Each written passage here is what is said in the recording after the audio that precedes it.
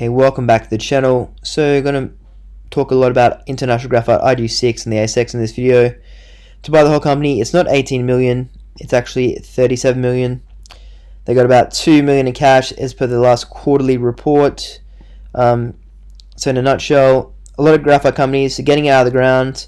You can get out of the ground, sell it to China, or you can get out of the ground, make it into sphere balls and coat it and sell it yourself, catching more of the downstream and more of the money. So this company is doing it all. They already got pilot plants to do it. So they're going to produce, it's good that they're producing the concentrate here, I believe, and then they truck to Collie the concentrate for the downstream processing, graphite to concentrate, etc. So they're not trucking a lot of rubbish. They're actually getting rid of a lot of it here, trucking the good stuff and making it better here. So moving along. So basically, if I didn't already say, these companies are just going to trade sideways for a bit of time, do nothing because they're not going to be making any money. We don't need the graphite now. We've got enough graphite supply as we speak. This company here is just making a tiny bit of money selling the graphite they have, and that's what happened with lithium as well. Not making that much money.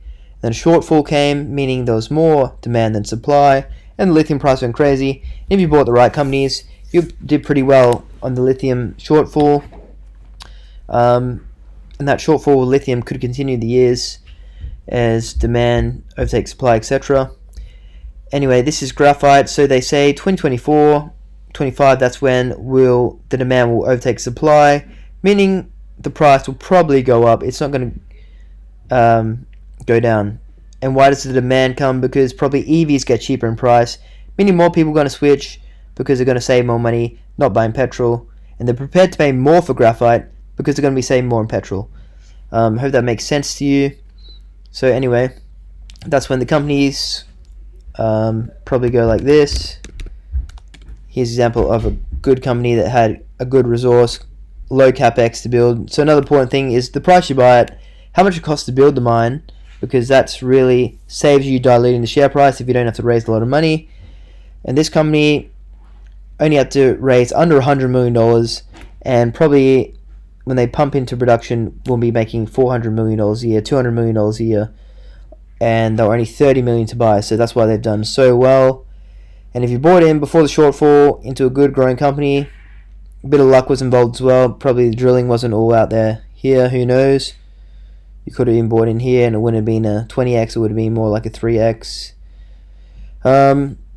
Anyway, so that's what could happen to you if you buy the right graphite company. Easier said than done. IG6 could be a good one. So yeah, of course they're going to be touting that graphite's in shortfall, and they're not lying too. Like, it just makes sense. You're going to run out of graphite because no one's paying the money to build the mines now because we don't need it, and then we run short, the price goes up, and then people throw the money out to build the mine. It's how it normally works, in my opinion. Yep, so there's a lot of graphite in the battery. We knew that. It can be synthetic, which is made from a byproduct of petrol, or it can be natural graphite comes out of the ground. Probably moving away from synthetic in the future because we're moving to electric vehicles. There's going to be less petrol, therefore less byproducts of petrol. Also, I think it's like 2 or 3 weeks heating up the synthetic graphite to make it into battery material, where with natural graphite, Mother Nature has already done that process over years and years, heating it up, so it's less energy intensive, cheaper natural graphite. I think a lot of companies do a half mix, half synthetic, half graphite. They do your own research on that. So more thing about graphite, cash in bank 2.2 million, might have to raise some more soon. Also, these companies, government loans, definitely think the government wants to push this one along. It's going to mean jobs for Australia in the new energy world. So continuing on. So resource here, 15 million. Only 0.6. Here we are, density.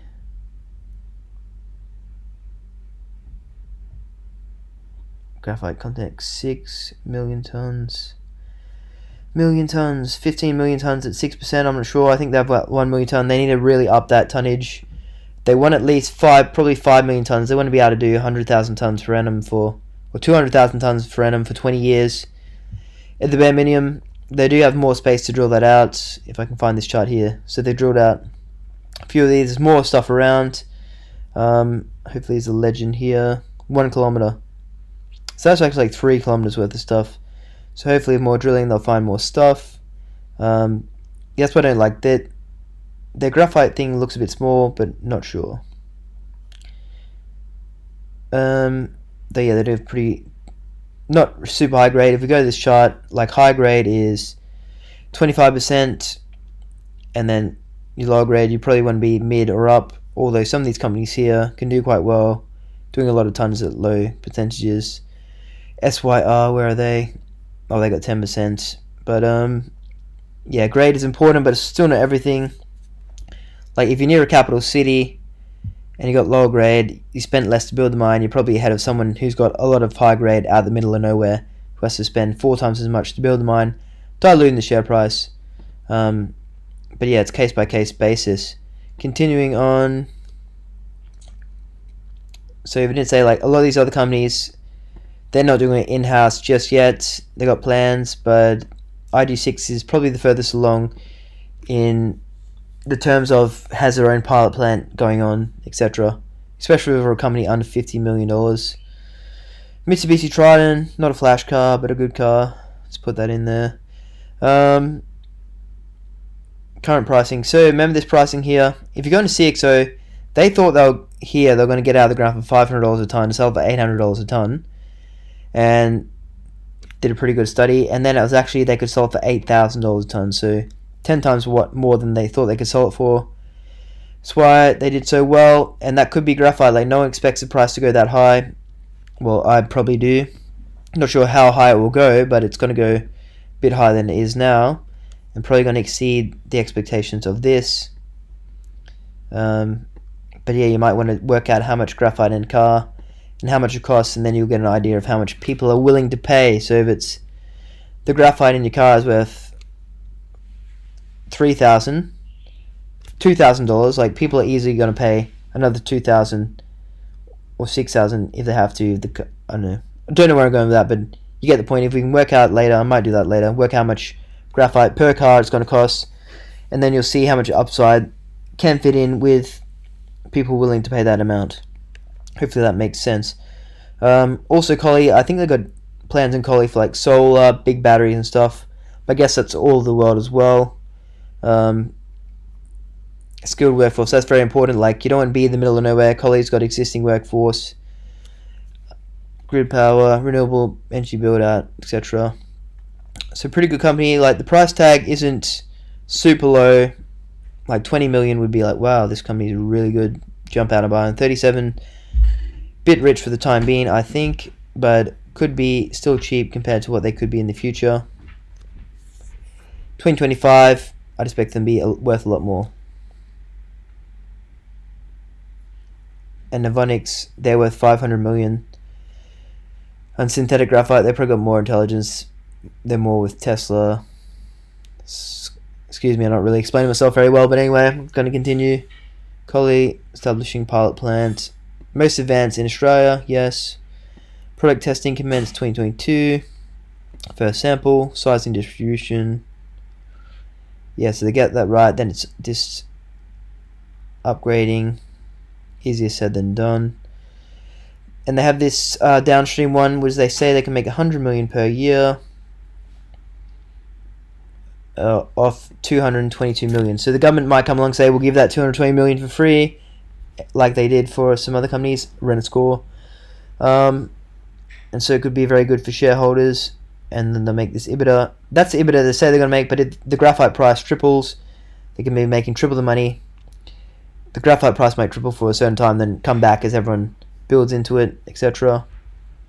But when it does triple for the first time, that's when you might sell out, sell high, buy low, sell high. Continuing on. CapEx 4 hours. So this is just a small springboard early cash flow. So they're going to spend 12 million and turnover margins 5 million. Ooh, 5 million after 12 million?